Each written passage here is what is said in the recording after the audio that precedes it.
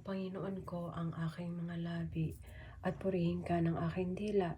Pagkasakitan mo, Diyos ko, ang pag-ampon at saklolo mo sa akin at iadya mo kami sa mga kaaway. Walhati sa Ama, sa Anak at sa Diyos Espiritu Santo, kapara ng unang-una, ngayon at magpakailanman at magpaswalang hanggan siya nawa. Sumasampalataya ako sa Diyos ang makapangyarihan sa lahat na may gawa ng langit at lupa. Sumasampalataya naman ako kay Kristo, yung isang anak ng Diyos, Panginoon nating lahat. Nagkataon tao siya, lalang Espiritu Santo, pinanganak ni Santa Maria Bereng, pinagpakasakit ni Poncio Pilato. Pinako sa krus na matay ni libing na naagsak naroroonan na may umangan may tatlong araw na buhay na maguli. Umakyat sa langit, naluluklok sa kanan ng Diyos ang makapangyarihan sa lahat.